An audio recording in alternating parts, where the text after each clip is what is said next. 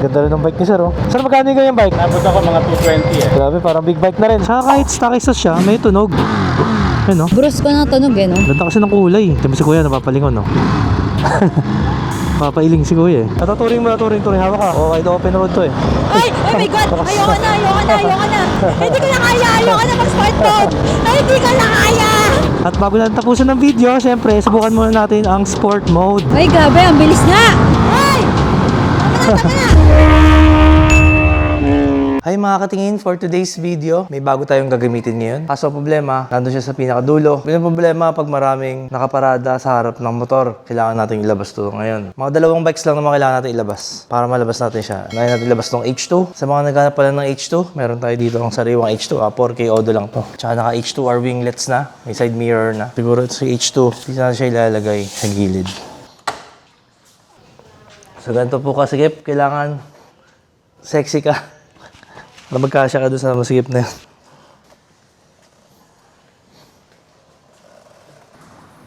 So yung maganda sa Exciting 400, malaki siya pero napakagaan lang niya para sa isang big bike. And finally, ito na, gagamitin natin. So first time natin siya magagamit around the city. Bali second time ko pa lang siya gagamitin. Yung first time, ibang Monster yung ginamit natin. So ito yung presyo niya, 600. Tapos 1K Odo lang yan. Pero lipat pa na natin dito. Ito nga pala yung H2 natin, sobrang dumi. Pagpasensya nyo na. Ilalabas din natin yan soon. Next vlog natin yan. Hugasan na natin siya. Sobrang busy natin dito sa renovation ng garahe natin.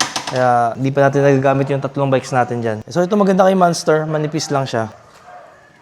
Ang gaan lang. Para siyang D937cc. Para lang siyang 600cc. Para mga Z650 ganun. So ngayon, meron tayo ditong tank bag pero tanggalin muna natin kasi yan, para makita natin yung ganda ng bike. Maganda rito, meron siyang original na Ducati seat cowl. Tsura niya po kasi sport bike para racing. Kakulay niya rin yung body. So maganda rin kay Monster, meron siyang fairing dito. 2-piece yung seat para siyang sport bike or sport naked. So tanggalin natin muna to kasi ang kasi misis katingin sa atin. Ayan siya nagbibideo. So ito kasama yung stock seat. Kita niyo naman parang bago pa. Ganun siya kabago. Wala pong kalawang yung mga stapler. First time ko magtatanggal nito. Alam mo naman tayo, hindi tayo pinagpala sa Ducati. Sa kabilang side pala. Ang weird sa kanya, nasa right side. Usually kasi nasa left side ko nasa yung side stand eh. Sa kanya baligtad, nasa kanan. Ayun, tulak, punta ron.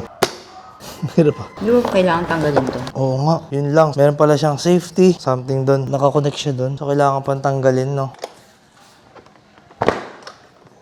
So meron siya ditong mini compartment. Kita nyo naman, magkakasya lang talaga mga papeles. Sobrang liit. Tapos meron siya dito, ano ba to? Saksakan eh. USB charger yata to. So may USB charger siya. Lagay ng cellphone. Pero di ko alam kung kasya cellphone. Try mo ang cellphone mo. So yun, amazing. May cellphone charger pero hindi kasya ang cellphone. Kung meron kang Nokia, yung mga lilit na Nokia, pero ito kasi hindi kasya eh. Kung may gumagamit ba ng Nokia ngayon? Wala, hindi kasya. Gawa mo na lang paraan, cute cellphone, pwede dyan. Siguro yung kable, ilalawit mo na lang dito sa gilid para yung sa bulsa mo naka-charge ka. Pwede rin naman. Or siguro, pag papark ka somewhere, lobat ka, gawa mo na lang ng paraan. And maganda kay Ducati, naisipan niya maglagay ng tools. Diba, meron tayong flat screw, meron tayong Phillips screw. Dito, meron tayong Allen. Kaya madali lang palang palitan tong racing sea cowl na tinatawag na to. Ayan. Ito na naman. Original Ducati yan. Yung logo eh. Ayun. Kasama na to. Actually, optional accessories to from Ducati. Hindi to kasama pag bumili ka nito. Pero ito pag binili nyo sa amin, kasama na. Tapos ang ganda ng battery niya. Lithium ion. Kaya pala sobrang gaan ng bike na to. Lito, nipis. Lithium ion. Amazing. Ngayon ko lang nalaman ah. And then makikita niyo yung mga fuse nandito nasa likod. Para dito siguro to make way dito na magkaroon ng small compartment. Kaya nilipat niya rito yung mga components. And then meron pa siyang hawakan. So yun, okay na. Pero pakita ko muna sa inyo yung seat height niya. Mataas ba o mababa ang isang Monster?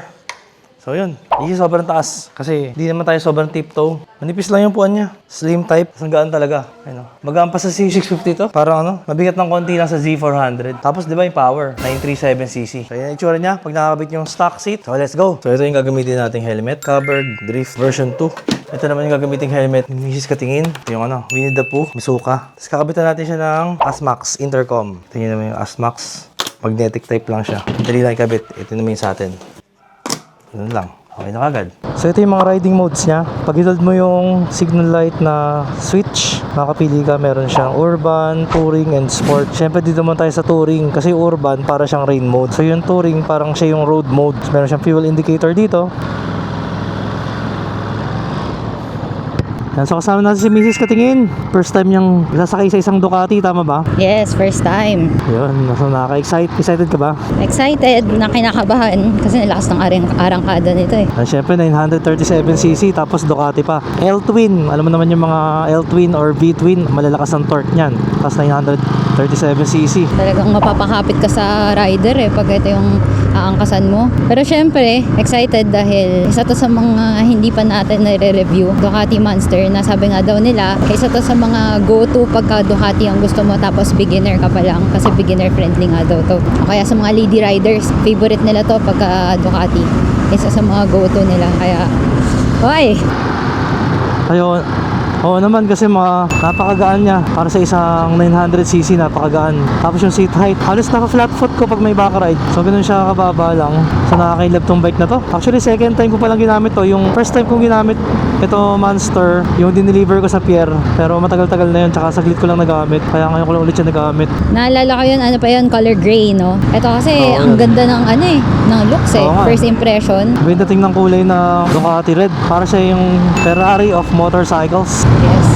Kakaiba yung kulay niya, no? Yung pagkatingkad ng Ducati na red. Iba siya sa normal red na makikita mo sa kalsada. Ang lakas. Kasi talagang, malalaman mo talagang, uy, Ducati to, premium yung kulay. Oo, lakas ng dating pag red. Tsaka hindi siya basta-basta magagaya pagka nirepaint mo or what. Iba pa rin talaga pagka talagang original paint ng Ducati. May Yes. premium na kasama. Tsaka kahit stock exhaust siya, may tunog. Yun, no? Bruce ko ng tunog, eh, no? Oo, kahit di ka na magpalit ng exhaust eh, oh.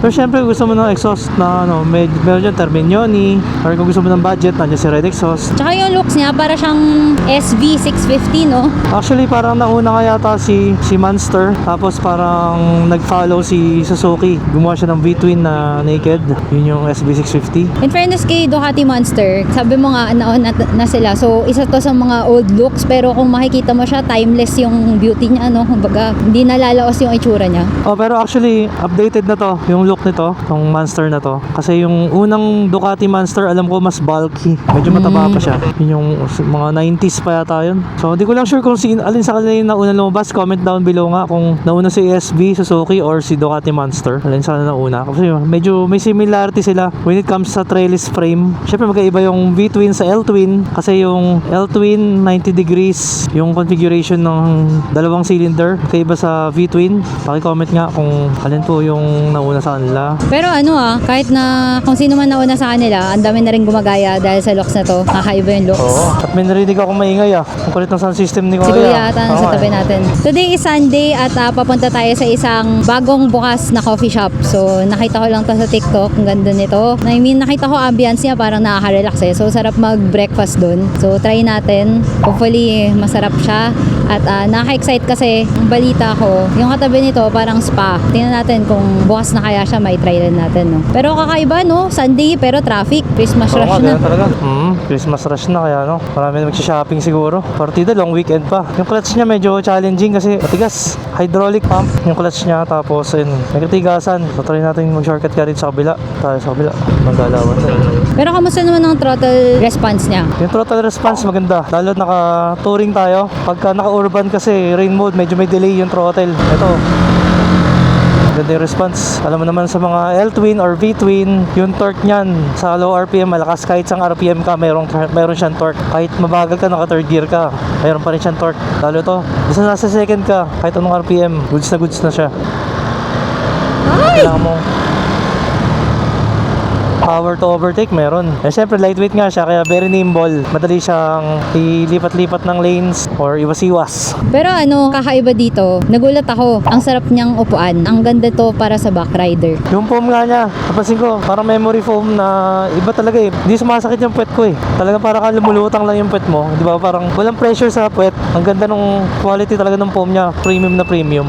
Parang gel type. Tama, ganun rin yung naramdaman ko sa back ride seat. Ang sarap niyang upuan kasi maliban sa sa ganda ng foam niya, ang ganda rin ng position ko towards the rider. Actually, isa to sa best na masasabi kong riding position ko towards the rider kasi hindi siya mahirap angkasan. At the same time, pwede kang kumapit. Yun nga lang, pagka mag-aaway kayo, wala kang kakapitan na iba. Talagang yung rider lang makakapitan mo. Walang handlebar, walang kahit anong mahahawakan eh. Overall, all, the best to pang back ride kasi ang ganda ng ano niya, relax lang ang position ko towards the rider. At pag meron ka ng back ride, kita mo naman yung paa ko, flat foot. O, kaliwa yan, o kanan. O, flat foot, kaliwat kanan. No? So, kung gusto mo malaward ang motor mo, mag-back ride ka.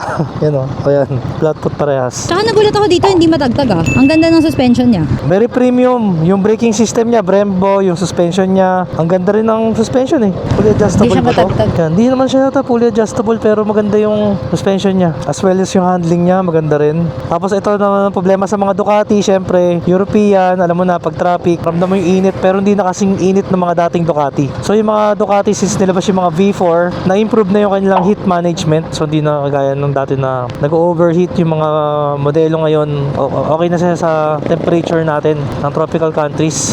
Actually sa akin hindi ganun ka-bothering. Ewan ko, siguro kasi nasa sa'yo yung makina, wala sa akin hindi naman ganun ka-init for me doon nakamaong ako, pero meron akong mas mga mainit na nasakyan eh. So hindi siya ganun ka-bothering. Actually, pag mabagal, doon mo siya mararamdaman. Tapos, matagal na traffic na halos mga standstill traffic, medyo ramdam mo talaga yung init niya. Pero, as long as nakapantalong ka, tolerable naman siya. Huwag ka lang siguro naka-shorts. Nakakatawa dito kay Ducati, pagka dala mo siya, alam mo talagang premium ang dala mo eh. Yung tunog niya, brusko. Tapos, nagulat rin ako dito kasi ang maiko-compare ko lang naman na mga nasakyan ko is yung mga Z9, Z1, diba? Pero, nung naangkasan ko to, parang ang layo niya sa Z9 kasi ang Z9, alam na naman, diba? Medyo manipis ang upuan niya. Eto, manipis lang ang foam niya pero premium yung nilagay. So, hindi mo masasabing matigas. At the same time, yung lapad ng upuan niya, mako-compare ko siya sa Z1, mas malapad to. So, ang sarap, saktong-sakto talaga sa puwet mo eh. Yung Z1, okay na sa akin eh. Kasi, kumbaga, mas malapad siya compared sa mga ibang Z9, ganyan. Pero, eto, mas malapad pa. So, comfortable talaga yung upuan. Take note, yung kapal pa ng foam ng CB, mas makapal compared dito sa Ducati. Pero, mas comfortable sakyan tong Ducati. Kung mas maganda yung quality ng foam niya, kumpara sa CB. Medyo matagas yung foam kasi ni CB. Oo. Masabi mong it pays off to buy a Ducati. Yeah. And speaking of bruskong, yun yung maganda sa B-twin or L-twin. Yun, macho-macho yung tunog, exotic yung tunog eh. Hindi gaya ng yung mga parallel twin, ordinary yung tunog. Ito talagang may character siya, sabi nga nila. Tingnan mo, i-review siya. Diba? Ibang iba talaga eh. Parang ang sarap ng tunog eh. Parang sarap sa tenga. Maingay siya na masarap sa tenga. Hindi yung maingay na nakakainis.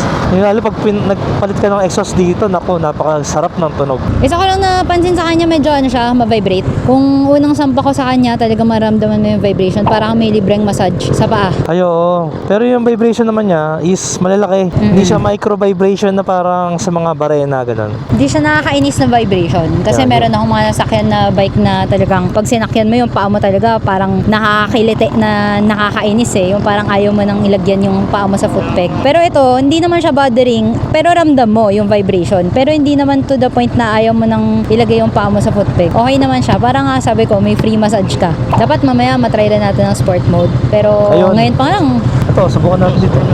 yung touring pa lang eh, lakas na ng lakas na ng Ito, touring. Hawak, touring. Oh, ito open road to eh. Ay! Oh my God! Ayoko na, daddy! Hindi ko na kaya! Ayoko na mag-sport mode! Ay, hindi ko na kaya! Stop! Hindi ko kaya! Grabe! Touring pa lang yan? Touring. Mas malupit to kaysa sa mga Kawasaki. Nabigla yung first gear, sorry. Nadubulas eh. Nabigla yung clutch. At meron pa nga pala itong Ducati Launch Control. Mas maganda yung arangkada nun.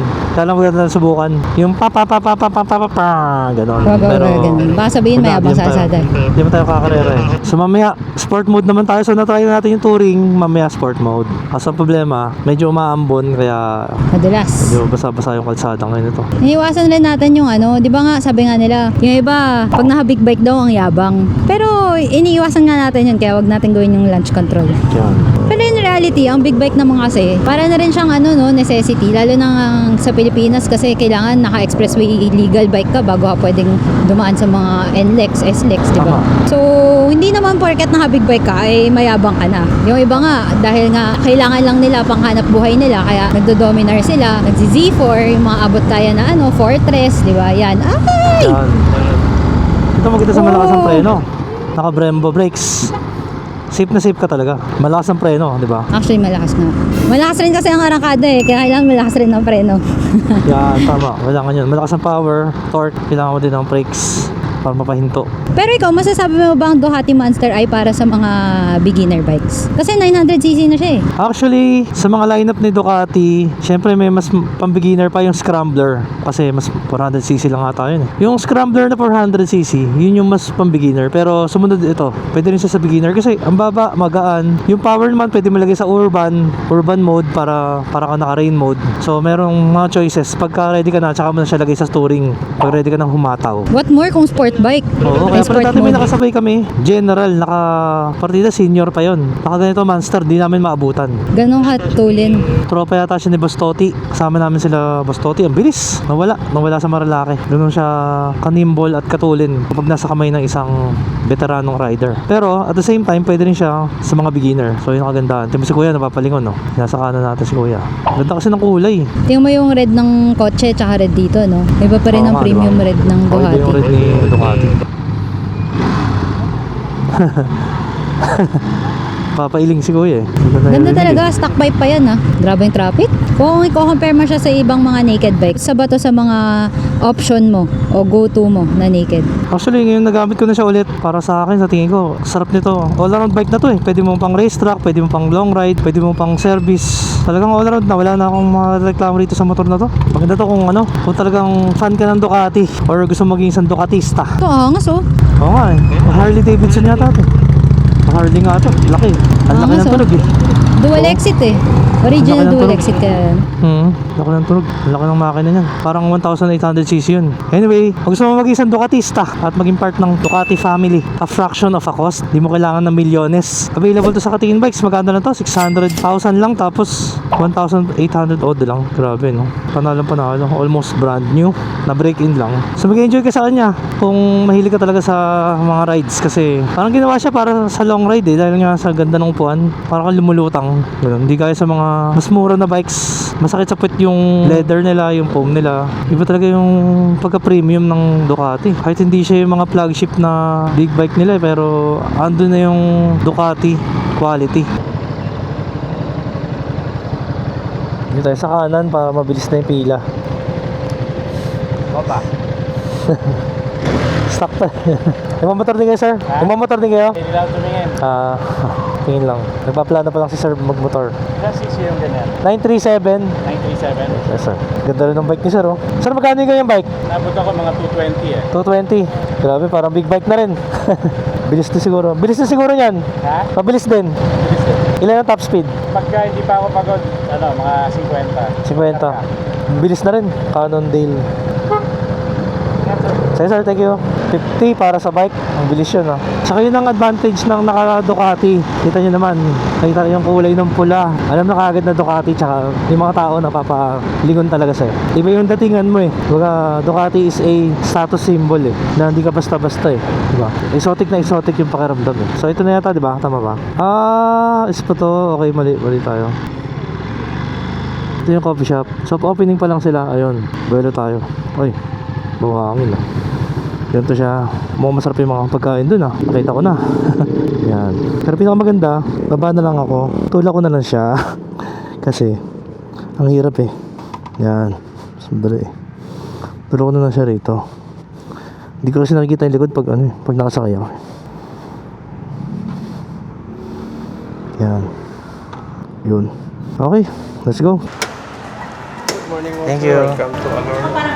Ang lamig na aircon. Laki. Nati-take out natin yan. Laki pala niyan. So ito yung lunch natin, yung tinapay. Ay, ako pala kangkong nga pala. Sorry. Yan pala ito kangkong. Cream cheese kangkong. Masarap din. Paubos na eh. Naka-chiller siya. Tapos ako, ice latte. Tapos habang nagkakape ka, pwede ka magpa-masahe dito. Meron din sila dito. Yan eh, dun oh. Oo. Ito yung in-order natin. Ano yan? Pistachio. Pistachio chocolate. Pistachio chocolate. Tsaka kangkong cream cheese. Sa atin, custard. Tsaka coffee latte. Hot latte kasi malamig eh. Lakas ng aircon dito. Kaya nag-hot na lang ako. Ang ganda ng bag. Ador. Tikman natin yung kape. Mukha yung kape.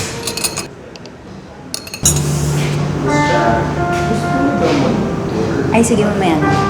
Thank you. Magpamassage pa tayo dito. Basta, ano man sabi mo? Sarap. Sarap yung kape. Talagang ano, totoong kape. Custard siya sa loob kasi kaya siya custard. Ano. May custard siya. Try natin to. May kangkong. Cream cheese with kangkong. Nalaglag yung kangkong. So makita mo yung cream cheese niya. Ayan. May mga kangkong. Mas masarap to. Sarap nito. Try mo, sarap. Nag-try ni Mrs. Katingin. Ano kasi to eh? Mahal sa pagkain to. Juicy na pagkain. Kasi lahat kinakain ko eh. Siya, medyo juicy kaya. Kailangan siya yung taga-tigim. Lamig ng aircon eh. Lapit ko sa akin. Lamig agad yung kape ko. Sarap? Sarap, pwede mga regalo. Sarap. Hindi mo papaya. Kaya kung ayaw mo ng mga matamis, tsaka kung drinks mo matamis na, yan naman ang magandang ano. Ano din? Masarap di siya masyado matamis. Dapat ito hinahalo eh. Di ba? Ang sarap. Sarap lasang pistachio. Tapos ang ice cream eh. Let's go. Nakakalose pa. Ito yung ano, choices. Pag magano ka, bathtub. Ito yung mga, may complimentary sila. Yes po. Pag after massage po, pwede tayo mag-claim yung complimentary din sa cafe. Ito yung pipilian. For example, ito sa Oo nga, ang bangon. Tapos yun yung gagamitin na oil pag minasage Yeah. tayo. Tapos ito naman yung pang foot massage and foot spa natin. Galing. One of our private rooms din, meron tayong 5 na ganito. 2 couple room, both yung up room tsaka shower. Ito po yung outdoor shower natin. Tapos lahat po ng rooms natin na may shower, meron din siyang toilet. Yun. Para pag gusto mo ng ano, natural na hangin. Yes. Kasi ang vibe natin Filipino Balinese. Parang mga sa hotel. Hotel vibes na. Ilan po lahat ng rooms? 15 rooms po. 15. 5 na tub, 5 na shower, and 5 din po yung private room lang na bed. Ito yung sample ng... pwede rin po siya may na rin. malagyan ng isa pang bed for couple room. Tapos si bathtub po natin, pwede tayong mamili kung saan tayo isa-soak. Herbal detox, milk, coffee, or tea. Ayun. Ano to for... Para ano lang, just sustainable, magagamit natin yung mga itatanim dyan dun sa restaurant naman natin, ng cafe. okay, okay. Right now, mayroong pinapatubo ng mga lettuce. Ang galing. Parang 2-in-1 siya. Decoration siya pwedeng gamitin. Yes, po. So okay na. Kailangan natin bumalik dahil meron tayong buyer. Bila pala tayo. Tignan natin konti. Para kay Mrs. Katingin. Okay. Tara. Thank you. Connected na kaagad.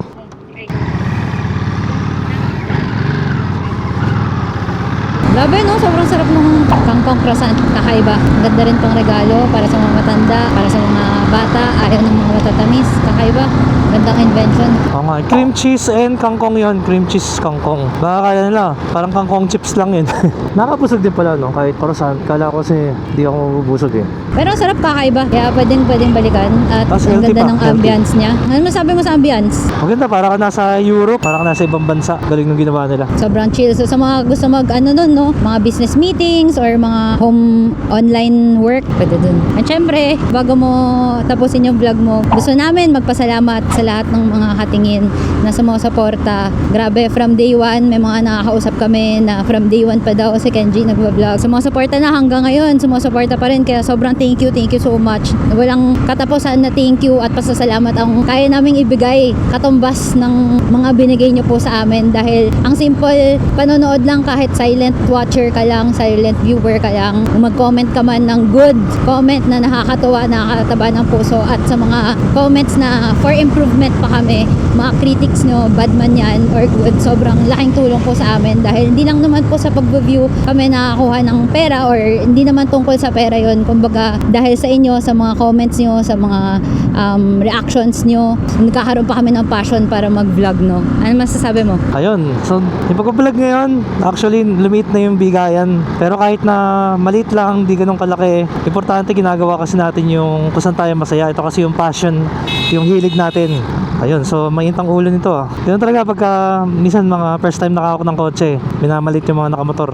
Gusto nila sila lang nasa kalsada. Pero anyway, gusto natin magpasalamat. Wala ako dito kung hindi dahil sa inyo. So, di ba, kita nyo naman ngayon, naka-Ducati na tayo. Dati, ano lang ang mga ginagamit nating motor. Nagsimula tayo. So, it's been a wonderful 5 years. Grabe, 5 years na. Parang kailan lang. 5 years na ako sa industry and still going strong. Basta promise, gagalingan natin hanggat nandiyan kayo. Hanggat may sumusuporta. Kahit hindi ganun karami. Basta nandiyan kayo.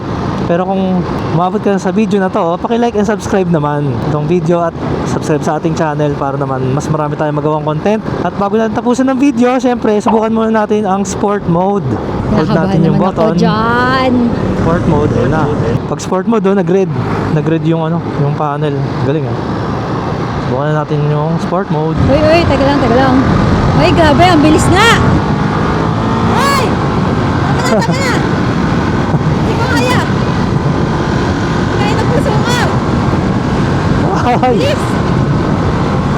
Uy, ang bilis! Uy, ang bilis! Ay, tama na!